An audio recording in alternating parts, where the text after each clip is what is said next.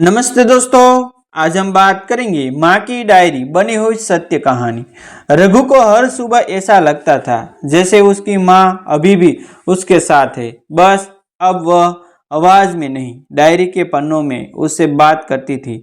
3 महीने पहले कैंसर से माँ को खोने के बाद यही डायरी उसके लिए माँ की गोद, माँ की डांट, माँ की हंसी और माँ की चीख सब बन गई।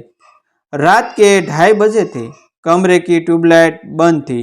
बस खिड़की से आती पीली स्ट्रीट लाइट की हल्की सी रोशनी कमरे में बिखर रही थी। बिस्तर पर लेटा रघु अचानक घबरा कर उठ बैठा। उसका सीना जोर जोर से धड़क रहा था। अभी अभी उसने सपना देखा था। माँ अस्पताल के बेड पर थी, मास्क लगा था, बहुत थकी हुई थी पर मुस्कुरा रही थी। रघु, डरना मत, मैं यहीं नहीं जा रही हूँ, मैं यहीं हूँ। सपना यही टूट गया। उसकी आंखों भीग गई। उसने तकिए के पास रखी डायरी को सीने से लगा लिया और फुसफुसाया, मम्मा, तुम झूठ बोल रही हो थी, तुम तो चली गई। डायरी का कवर हल्का सा घिस चुका था। ऊपर माँ की हैंडराइटिंग थी, मेरे रघु के लिए। रघु ने अपने छोटे छोटे हाथों से पन्ने पलटाया। पहली ही लाइन पर उसकी नज़र ठहर गई, जब भी लगे कि मैं दूर हूँ तो इस डायरी को खोलना, मैं यही हूँ तुम्हारे पास। उसने आंखों पोंछी, गहरी सांस ली और डायरी को सीने से लगा कर लेट गया। कुछ देर बाद थकना और रोने की आवाज़ से उसकी आंख लग गई। सुबह अलार्म की तेज आवाज़ से उसकी नींद खुली। दादी रसोई में थी, बर्तन खनकने की आवाज़ आ रही थी। पापा अभी तक सो रहे थे क्योंकि देर रात तक ऑफिस का काम करते करते थक जाते थे। रघु ने घड़ी देखी, 7 बजे। उसने तुरंत डायरी उठाई। यह उसका रोज का नियम बन गया था। आँख खुलते ही पहले माँ की डायरी पढ़ना। चलो मम्मा, आज क्या लिख कर रखा है? वह खुद से बुदबुदाया। उसने पन्ना खोला। माँ की साफ सुथरी गोल गोल लिखावट में लिखा था, रघु, स्कूल जाने से पहले अपना बैग अच्छे से चेक कर लेना, होमवर्क पूरा है या नहीं, एक बार कॉपी खोल कर देख लेना, लंच बॉक्स रखना मत भूलना, भूखे पेट तुम चिड़चिड़िए हो जाते हो, और हाँ, दांत भी अच्छे से साफ करना वरना डॉक्टर अंकल सूप लगाएंगे। रघु के चेहरे पर हल्की सी मुस्कान आ गई। उसने शीशे बेंदूद को देखा और बोला, ठीक है मैम, आज आपका स्टूडेंट सब कुछ टाइम पर करेगा। वह बैग के पास गया, जिप खोली और कॉपी किताब चेक करने लगा। मैथ की कॉपी में कल रात का होमवर्क पूरा था। उसने राहत की सांस ली। लंच बॉक्स रखने के लिए रसोई की तरफ भागा। दादी, टिफिन कहाँ है? वही जल्दी में बोला। दादी ने पलटकर उसे देखा। उनकी आंखों के नीचे भी थकान की लकीरें थी, पर रघु के लिए चेहरे पर तुरंत नरामहट आ गई।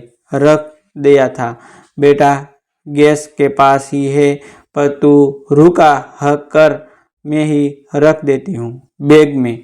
रघु तुरंत बोला पड़ा, नहीं दादी, मम्मा ने लिखा है अपना बैग खुद पैक करना है, वरना बड़ी क्लास में जाके दिक्कत होगी। दादी हल्का सा चौंकी, फिर मुस्कुरा कर दी, अच्छा तुम्हारी मम्मी ने लिखा है तो फिर तो करना ही पड़ेगा, जा खुद रख ले। रघु ने गर्व से टिफिन उठाया, बैग खोला और अंदर रख दिया। फिर एक बार बैग को झटका कर देखा, जैसे कोई बड़ा जिम्मेदार बच्चा हो। जाते जाते उसने टेबल पर रखी डायरी को फिर से छुआ। मम्मा, मैंने सब कर लिया, आप देख रही हो न? उसने आसमान की तरफ देखते हुए मन ही मन कहा। स्कूल की बस हॉर्न दे रही थी। रघु जल्दी जल्दी जूते पहनकर दरवाजे तक पहुंचा। दादी ने उसके माथे पर हाथ रखा। भगवान तेरा भला करे बेटा, तेरी माँ तुझे देख रही होगी। उनकी आंखें हल्की सी भर आई, पर उन्होंने अपने आंसू पलकों में ही रोक लिए। रघु ने बस में बैठते समय एक बार पीछे मुड़कर घर की खिड़की की तरफ देखा, जहाँ कभी उसकी माँ खड़ी होकर हाथ हिलाया करती थी। आज वहाँ सिर्फ हल्की सी परछाई थी, पर रघु को हमेशा लगता जैसे माँ वहीं खड़ी हो। वह धीरे से बुदबुदाया, बाय बाय मम्मा, मैं स्कूल जा रहा हूँ। स्कूल में आज उसकी टेस्ट कॉपी मिली। 2 सवाल गलत थे। पहले तो उसकी आंखें भर आई, पर फिर उसे डायरी की एक लाइन याद आई, गलती से डरना नहीं, उससे सीखना, क्योंकि जिसने सीखना छोड़ दिया उसने जीतना भी छोड़ दिया। टीचर ने जब कहा नेक्स्ट टाइम बेटर करना, ओके रघु, तो उसने सिर हिलाकर मुस्कुराते हुए जवाब दिया, यस मैम। दोपहर में जब टिफिन खोलने का टाइम हुआ तो आम और जिस जगह पर वह माँ के हाथ की खुशबू महसूस करता था, आज वहाँ दादी के हाथ की सादगी थी। आलू की सूखी सब्जी, परोठा और आसार उसके दोस्तों ने जोक कर देखा, तेरी मम्मी बहुत अच्छा खाना बनाती थी ने। दोस्तों ने अनजाने में कह दिया कि रघु के हाथ एक पल को रुक गए, गला भर आया, पर उसने चेहरा दूसरी तरफ घुमाकर फटाफट एक कोर मुंह में डाल दिया। अब दादी बनती है मम्मा, मम्मा तो स्वर्ग में है। आखिरी शब्द कहते कहते उसकी आवाज़ धीमी पड़ गई। सॉरी यार, दोस्तों ने हड़बड़ाहट में कहा। रघु ने जल्दी से मुस्कुराने की कोशिश की, कोई बात नहीं, मम्मा ने बोला है, रोना नहीं, खाना टाइम से खाना है। शाम को स्कूल से लौटते समय पूरे रास्ते उसका मन भारी था। जैसे ही घर पहुंचा, जूते उतार कर सबसे पहले उसने डायरी उठाई। सब क्या लिखा रखा है मम्मा ने? वह धीरे से बोला। आज वाले पन्ने पर लिखा था, स्कूल से आकर पहले यूनिफॉर्म बदलना, फिर दादी को परेशान नहीं करना, दादी ने जो भी खाना बनाया हो वह खा लेना, अगर भूख न लगे न तो ऐसे सोचना, एक कोर मेरी तरफ से, एक कोर तुम्हारी तरफ से, ऐसे हमें लगेगा हम साथ साथ खा रहे हैं। या पढ़ते ही उसकी आंखें से आंसू टपक पड़े। उसे याद आया माँ कैसे उसके सामने प्लेट रख कर कहती थी, चलो एक कोर मेरी तरफ से, एक कोर तुम्हारी तरफ से, अब कोई मना नहीं करेगा। वह रुक रुक कर हंसी और आंसुओं के बीच बुदबुदाया, मम्मा अब तो बहुत सीटर हो, अब भी मुझे खाना खिला रही हो। उसने जल्दी जल्दी यूनिफॉर्म बदला और रसोई में गया। दादी ने पूछा, अरे आज अपने आप कपड़े बदल लिए, क्या बात है? रघु ने शरारती सी मुस्कान के साथ कहा, मम्मा की इंस्ट्रक्शन है और मैं अच्छा बच्चा हूँ ना। दादी की आंखें भर आई, पर उन्होंने उसकी पीठ थपथपाई। हाँ, तू बहुत अच्छा बच्चा है। थाली में दाल चावल परोसते गए। रघु ने पहली बाइट उठाई, थोड़ी देर उसे देखते रहा, फिर आंखें बंद कर ली। यह कोर अम्मा की तरफ से, उसने मन ही मन कहा, और कोर मुझे डाल किया। दूसरा कोर उठाते समय बोला, और यह मेरी तरफ से। दादी उसे देखती रही। उनके मन में एक अजीब सी तसल्ली आई। बहू भले ही चली गई, पर उसका प्यार उस बच्चे के साथ पन्नों में सांस ले रहा था। खाना खाने के बाद रघु थोड़ी देर लेट गया। डायरी के एक और पन्ने पर माँ ने लिखा था, थोड़ी देर आराम करना, फिर अपना होमवर्क पूरा कर लेना। जो नहीं समझ आया डरना मत, टीचर से पूछ लेना। दुनिया में कोई भी चीज़ इतनी मुश्किल नहीं होती जितना हमारा डर उसे बना देता है। रघु ने धीरे धीरे होमवर्क करने की लिए किताबों खोली। अंकल आंटी के बच्चे जैसी मदद से उसे नहीं मिलती थी, लेकिन उसे लगता था जैसे हर पन्ना पलटते समय माँ का हाथ उसके सिर पर है। शाम धीरे धीरे रात में बदल गई। घड़ी ने 9 बजने की संकेत दिए। बाहर गली में पापा की बाइक की आवाज़ आई। रघु दौड़कर दरवाजे तक गया। पापा अंदर आई। चेहरा थका हुआ था, आंखों के नीचे डार्क सर्कल और मन में ढेर सारी जिम्मेदारियां। पापा आ गए, पापा आ गए, रघु ने खुशी से कहा।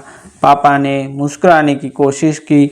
हाँ मेरे चैंपियन, कैसे हो? स्कूल कैसे था? रघु एक पल को पापा को देखता रहा। डायरी के एक और लाइन उसे याद आ गई। रात को जब पापा घर आए तो उनका ध्यान रखना, उनसे बातें करना, उन्हें महसूस करना कि तुम उनके साथ हो, ताकि उन्हें अकेलापन न लगे। और फिर समय से सो जाना, वरना सुबह स्कूल में नींद आएगी। रघु ने पापा का बैग पकड़ा लिया। पापा हाथ धो लो, आज दादी ने बहुत बढ़िया दाल बनाई है। आपने खाना खाया? पापा थोड़ा सा सो के ऑफिस में थोड़ा बहुत खा लिया था। तू खा चुका? हाँ, पर आपके साथ थोड़ा और खा लूँगा। मम्मा ने बोला है पापा का ध्यान रखना होता है, उसने महसूसियत से कहा। मम्मा ने बोला है। यह सुनते ही पापा के कदम रुक गए। उन्होंने धीमे से पूछा, कैसे? रघु ने तुरंत अलमारी से डायरी निकालकर पापा के हाथ में दे दी। यह ना मम्मा की डायरी है। वो जानती थी कि वो ठीक नहीं होगी, इसलिए उन्होंने मेरे लिए सब लिख दिया। जब मुझे उनकी याद आती है ना, मैं यह पढ़ता हूँ, ऐसे लगता है जैसे वो यही है। पापा की उंगलियों डायरी पर कांपने लगी। उन्होंने महीनों से इस डायरी को छुआ भी नहीं था। उन्होंने डर लगता था कि अगर एक बार पन्ना खोल लिया तो खुद को संभाल नहीं पाऊंगी। तू रोज पढ़ता है इसे? पापा की आवाज़ भरा गई। हाँ, सुबह शाम मम्मा ने बोला था। जब भी लगे मैं दूर हूँ, यह डायरी खोल लेना। तो मैं खोल लेता हूँ। रघु की आंखें भीग गई। पापा सोफे पर बैठ गई। उन्होंने डायरी खोली। पन्ना दर पन्ना माँ की खिलखिलाहट, बीच बीच में मुस्कुराते हुए बनाई छोटे छोटे स्माइल, और कुछ जगह पर हल्के से धब्बे जैसे लिखते समय उनकी आंखों भीतर आई थी। एक पन्ने पर लिखा था, अगर कभी तुम्हें लगे कि पापा गुस्सा कर रहे हैं तो सोचना कि वो भी अकेले हैं। उन्होंने मुझे खोया है, तुमने भी मुझे खोया है। तुम दोनों का दुख अलग अलग नहीं, एक ही है। बस तुम रोते हो तो तुम्हें कोई देख रहा लेता है, वो रोता है तो अंदर ही अंदर रोते हैं। इसलिए पापा को परेशान नहीं करना, उनसे ज़्यादा झगड़ा नहीं करना, और उन्हें जितना हो सके उतना प्यार देना। यह पढ़ते पढ़ते पापा की आंखें से आंसू टपकने लगी। रघु भी वही बैठा था। उसने धीरे से पापा के हाथ पर अपना छोटा सा हाथ रखा। पापा रो मत, मम्मा ने बोला है। तुम्हें स्ट्रॉन्ग रहना है, दोनों को साथ में। पापा ने रघु को खींचकर सीने से लगा लिया। दोनों कुछ देर तक चुपचाप बैठे रहे। सिर्फ घड़ी की टिक टिक और बाहर जाती गाड़ियों की आवाज़ आ रही थी। दादी दूर से यह दृश्य देख रही थी। उनके होठ कांपे। उन्होंने धीमे से आसमान की तरफ देखा। देख ले बेटी, तू तो चली गई, पर तेरी लिखी पंक्तियों इस घर की सांस बन गई है। कुछ दिन बीत गए। अब रघु की दिनचर्या बिल्कुल तय हो चुकी थी। सुबह उठते ही डायरी का एक पन्ना पढ़ता, स्कूल से आकर डायरी वाला काम करना, यूनिफॉर्म बदलना, दादी को तंग न करना, खाने टाइम से खाना, रात को सोने से पहले वही पन्ना पढ़ना जिसमें पापा के बारे में लिखा था, और फिर पापा के पास बैठकर उनसे दिन भर की बातें करना। एक दिन स्कूल में उसका प्रोजेक्ट था, माय फैमिली। सब बच्चे ने अपनी अपनी मम्मी की फ़ोटो चिपकाई, किसी ने डैडी की, किसी ने भाई बहन की। रघु ने अपनी चार्ट शीट पर सिर्फ 2 चीज़ें चिपकाई, एक पापा की फ़ोटो, एक छोटी सी डायरी की फ़ोटो जो उसने निकाल कर प्रिंट करवाई थी। टीचर ने पूछा, रघु तुमने यह डायरी क्या लगाई थी? क्लास चुप हो गया। रघु का गला सूखने लगा, पर उसने हिम्मत की, मैम ये मेरी मम्मा है। पूरी क्लास ढब गई। डायरी कैसे मम्मी हो सकती है? किसी बच्चे ने धीरे से कह दिया। रघु ने आंसू रोकते हुए कहा, जब मेरी मम्मा हॉस्पिटल में थी ना, उन्हें पता था कि वो शायद वापस नहीं आएगी, इसलिए उन्होंने मेरे लिए मैं डायरी लिखी। इसमें लिखा है मुझे कैसे उठना है, कैसे स्कूल जाना है, कैसे खाना है, कैसे दादी का और पापा का ख्याल रखना है। जब भी मुझे उनकी याद आती है मैं इसको पढ़ाता हूँ। मुझे ऐसा लगता है जैसे वो मेरे पास बैठकर बोल रही है। तो मेरे लिए ये डायरी ही मेरी मम्मा है। क्लास टीचर की आंखें भर आई। उन्होंने आगे बढ़कर रघु के सिर पर हाथ रखा। तुम बहुत हिम्मती हो रघु, तुम्हारी मम्मी तुम पर बहुत गर्व कर रही होगी। उस दिन जब वह घर लौटा तो उसका बैग आज कुछ भारी था, पर दिल हल्का लग रहा था। शाम को उसने डायरी खोली। एक पन्ने पर लिखा था, अगर कभी लोग कुछ पूछे कि तुम्हारी माँ कहाँ है तो शर्माना मत, घबराना मत, गर्व से कहना वो मेरे दिल में है और मेरी हर अच्छी आदत में है। उसने हंसते हुए पन्ना सुमा। देखा मम्मा, आज मैंने सबके सामने कह दिया कि आप मेरी डायरी में हो, मेरी दिल में हो। हर रात को खाना खाने के बाद वह हमेशा के तरह पापा के पास आकर बैठ गया। पापा, आज पता है मैंने क्लास में क्या कहा? और उसने पूरा किस्सा सुना दिया। पापा बहुत देर तक कुछ नहीं बोले, फिर धीरे से बोले, रघु, मम्मा ने तेरे लिए डायरी लिखी, पर शायद उन्होंने मेरे लिए भी लिखी दी, क्योंकि तू जब यह डायरी पढ़ता है ना तो मुझे भी जीने का तरीका सिखाता है। रघु ने मासूमियत से पूछा, पापा, अगर मम्मा होती ना तो क्या हम ऐसे ही बैठते तीनों साथ? पापा की आवाज़ में कांप गई।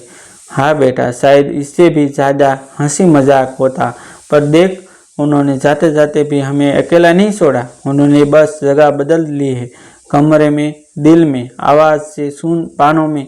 बस रात रघु सोने के लिए लौटा तो डायरी उसके सीने पर थी। उसने आंखों बंद की और मन ही मन बोला, मम्मा, आज आपने देखा ना, मैं रोया नहीं, बस थोड़ा सा। आप प्लीज़ जहाँ भी हो मेरे पास ही रहना।